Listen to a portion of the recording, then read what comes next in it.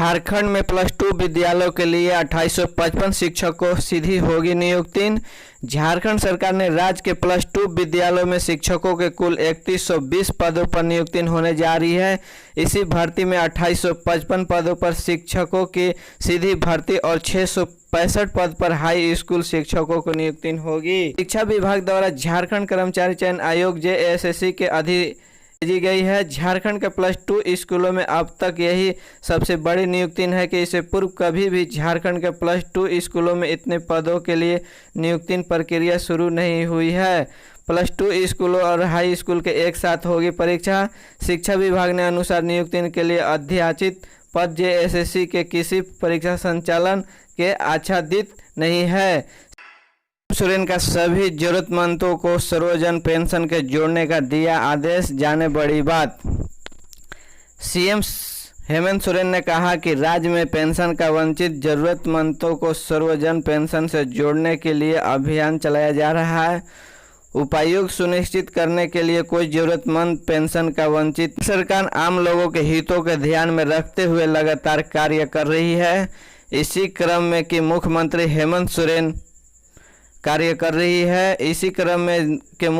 हेमंत सोरेन ने सभी जरूरतमंदों को सर्वजन पेंशन योजना से जुड़ने का आदेश दिया है। मुख्यमंत्री हेमंत सोरेन ने ट्वीट में कहा कि राज्य में पेंशन का वंचित जरूरतमंदों का सर्वजन पेंशन जोड़ने हेतु विशेष अभियान चलाया जा रहा है, लाभ जा चुका है। सभी उपायुक्त कृपया सुनिश्चित करें कोई जरूरतमंद पेंशन में वंचित न रह जाए। राज्य सरकार का प्रवक्ता ने बताया कि राज्य में 8 जून से सर्वजन पेंशन योजना के जरूरतमंदों को जोड़ने के लिए 1 माह के विशेष अभियान की शुरुआत मुख्यमंत्री ने गुमला से की थी। की खनन पट्टे की फाइल मंत्री हेमंत सोरेन ने क्लियर की। सीएम हेमंत सोरेन ने मुहर लगाई, झारखंड में करप्शन ने नई खुदाई। झारखंड के मुख्यमंत्री हेमंत सोरेन ने खनन पट्टा और मनी लॉन्ड्रिंग के मामले में घिरते जा रहे हैं। उनकी हालत देखते मधु कोड़ा सरकार की याद जता हो गई है। संवैधानिक पद पर रहकर उसका दुरुपयोग करने का मामले में झारखंड के मुख्यमंत्री हेमंत सोरेन ने भ्रष्टाचार की नई कहानी नई तरीके से लिखी। यह मामला आपने अनोखा मामला है क्योंकि यहाँ आवेदन से लेकर स्वीकृति देने वाला और घोटाला करने वाला व्यक्ति एक ही और वह राज्य का मुख्यमंत्री यानी सीएम के लिए सीएम द्वारा किया गया अनोखा काम। खनन पट्टा मामले में भ्रष्टाचार को अगर हम सरल शब्दों में परिभाषित करके पद के दुरुपयोग के समझने की कोशिश कर तो कुछ इस तरह से कह सकते हैं। हेमंत सोरेन के नाम पर एक कारोबारी खनन पट्टे के लिए गांव के लोगों के साथ एक समझौता करता है, फिर उसे पर्यावरण का अनुमति के लिए आवेदन करता है। के मॉल में लगी आग, कड़ी मकसद के बाद आग पर पाया काबू। रांची के नामकुन में एक मॉल में आग लग गई है। आग ने मॉल के कई दुकानों को अपनी चपेट में ले लिया। दमकल कर्मचारियों ने कड़ी मकसद के बाद आग पर काबू पाया। रांची राजधानी के नामकुन इलाके में स्थित में एक मॉल में आग लग गई। 10 दमकल की गाड़ियों आगे बुझाने पहुंची। बुझाने में दमकल कर्मचारियों को काफ़ी मकसद करनी पड़ी। आग लगने की वजह से शॉर्ट सर्किट बताई जा रही है। लाखों के नुकसान का अनुमान लगाया जा रहा है। बता दें कि रांची के नामकुन में सदाबहार चौक के पास स्थित सीताराम मॉल में आग लग गई। आग की जानकारी मिलते ही दमकल के गाड़ियों को वहां पहुंचकर आग बुझाने के कार्य में लग गई। आग इतनी भीषण भी थी कि दमकल कर्मचारियों ने आग बुझाने में काफ़ी मकसद करनी पड़ी। बताया जा रहा है कि सुबह सीताराम मॉल में शॉर्ट सर्किट होने से आग लगी है। आग बड़ी तेजी से पूरे बिल्डिंग में फैल गई, जिससे कई दुकानों जलकर राख हो गए। सिंघल ने फ्रेड विशाल चौधरी फरार नेताओं के लिए विदेश ने सजाया। कोल माइनिंग घोटाले में जुड़ी बड़ी खबर सामने आ रही है। दरअसल इस घोटाले को आरोपी और निलंबित IAS पूजा केंद्रीय जांच एजेंसी प्रवर्तन निदेशालय यानी ED के द्वारा एक बड़ी कार्रवाई को अंजाम देते हुए झारखंड में हुए कोल माइनिंग घोटाला मामले में एक प्रमुख आरोपी विशाल चौधरी ने तलाश जा रहा है, लेकिन सूत्रों ने मुताबिक विशाल चौधरी का फिलहाल फरार है। लिहाजा मामले की गंभीरता को देखते हुए ED के अधिकारी के द्वारा जल्द ही पूछताछ के लिए और ईडी के जांचकर्ताओं के सामने हाजिर होने के लिए एक समन जारी करने वाली रांची स्थित ईडी के अधिकारियों के द्वारा बहुत जल्द ही समन का नोटिस विशाल चौधरी के रांची स्थित आवास के बाहर चिपकाया जाएगा। बता दें कि आरोपी विशाल चौधरी का नाम पिछले कुछ समय पहले झारखंड के उस वक्त काफ़ी चर्चा का केंद्र बना था जब निलंबित आईएएस अधिकारी पूजा सिंघल के खिलाफ ईडी द्वारा कार्रवाई की गई थी। बंद केंद्रीय विद्यालय में मिला शव, इलाके में फैली सनसनी।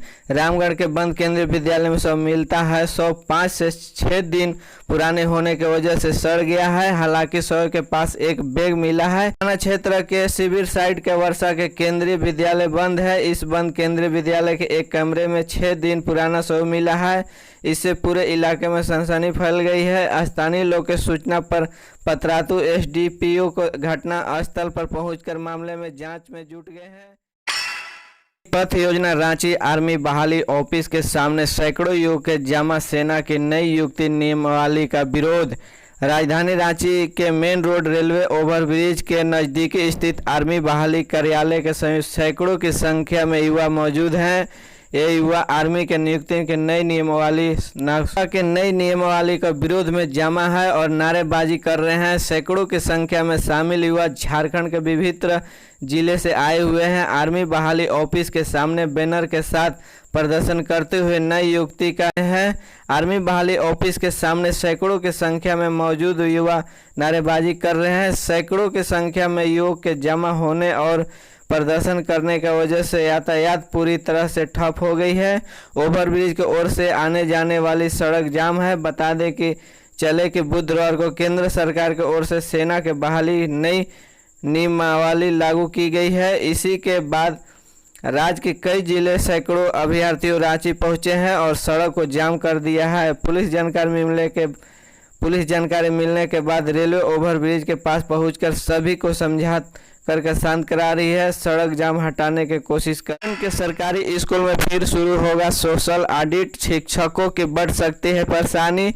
झारखंड के सरकारी स्कूल में एक बार फिर सामाजिक अनकेच सोशल ऑडिट होगा। कोरोना के कारण राज्य में यह अनकेच फिलहाल नहीं हो रहा था। झारखंड सरकार का एक बार फिर इसकी तैयारी शुरू कर रही है। इसके तहत वर्ष 2021-2022 के लिए लगभग 7,500 स्कूलों में इस साल मिड डे मील का सामाजिक अनकेच होगा, जबकि 10,000 स्कूल में समग्र शिक्षा अभियान का अनकेचन होगा। स्कूल शिक्षा एवं साक्षरता विभाग ने स्कूलों का चयन कर लिया है। झारखंड सरकार ने इस बार सामाजिक अनकेच का जिम्मेदारी ग्रामीण विकास विभाग के अधीन कार्यरत सोशल ऑडिट यूनिट को देने का निर्णय लिया है। हालांकि पूर्व में इस यूनिट का भाग्य दोहन करने तथा जानबूझकर परेशान करने के आरोप शिक्षक लगाते रहे। बता दें केंद्रीय शिक्षा मंत्रालय का जोर सामाजिक अनकेचन पर है। इसे लेकर मंत्रालय कई बार राज्य सरकार का निर्देश दे चुका है। स्कूलों में सामाजिक अनकेचन होने के शिक्षकों की परेशानी बढ़ सकती है। हाल ही में समीक्षा में यह बात सामने आ चुकी है। ग्रेजुएट नियुक्ति परीक्षा के लिए आवेदन शुरू, 594 पद पर होगी नियुक्ति। झारखंड तकनीकी विशिष्ट योग्यताधारी स्नातक स्तरीय संयुक्त प्रयोक्ता परीक्षा 2022 के लिए ऑनलाइन आवेदन जमा होना शुरू हो गया है। इच्छुक और योग्यता रखने वाले उम्मीदवार 13 जुलाई के मध्य रात्रि तक आवेदन जमा कर सकेंगे। जुलाई के मध्य रात्रि तक परीक्षा शुल्क का भुगतान किया जा सकेगा। वही फोटो का हस्ताक्षर अपलोड करके आवेदन पत्र का प्रिंट आउट लेने के लिए 19 जुलाई के मध्य रात्रि तक वेबसाइट पर लिंक उपलब्ध रहेगा। झारखंड कर्मचारी चयन आयोग ने अपने नोटिफिकेशन में कहा है कि वे ऐसे उम्मीदवार जो बैकलॉग नियमित, इसके लिए अतिरिक्त दोनों विज्ञापनों के लिए एक ही परीक्षा ली जाएगी। परीक्षा के 594 पद के लिए जा रही है। अभ्यर्थियों के न्यूनतम उम्र सीमा के लिए 1 अगस्त 2022 तथा अधिकतम उम्र सीमा गणना के लिए संदर्भ तिथि का अगस्त 2010 निर्धारित की गई है। निर्धारित योग्यता के लिए अतिरिक्त अभ्यर्थियों के झारखंड के मान्यता प्राप्त शैक्षणिक संस्थान से मैट्रिक व इंटर उत्तीर्ण होना अनिवार्य होगा तथा अभ्यर्थी के स्थानीय रीति रिवाज, भाषा व परिवेश की जानकारी होना अनिवार्य होगा। लेकिन झारखंड राज्य के आरक्षण नीति से आच्छादित अभ्यर्थियों के मामले में झारखंड के मान्यता प्राप्त शैक्षणिक, मैट्रिक और इंटर वर्णीय होना संबंधित प्रावधान शीलित रहेगा। झारखंड के 2,85,000 कार्डधारियों ने 6 महीना से नहीं उठाया राशन। गरीब होने के दावा कर झारखंड के लोगों ने राशन कार्ड तो बना लिया है, लेकिन जन वितरण प्रणाली के दुकानों में अनाज नहीं उठा रहे हैं। राज्य में बड़ी संख्या के कार्डधारी 6 माह से अनाज का उठाव नहीं कर रहे हैं। इसकी जांच पर पता चला कि पूरे राज्य में 2,85,330 कार्डधारी पिछले 6 माह से राशन का उठाव नहीं कर रहे हैं। अब सरकार इस बात का पता लगा रही है कि राशन कार्ड बनाने के बाद भी लाभुकों अनाज का क्यों नहीं उठा रहे हैं। रांची जिला प्रशासन की टीम लाभुकों के भौतिक सत्यापन कर रही है। जांच के दौरान यदि राशन कार्डधारी सूखी संपत्र निकलने को उसे कार्ड सिलेंडर कराया जाए।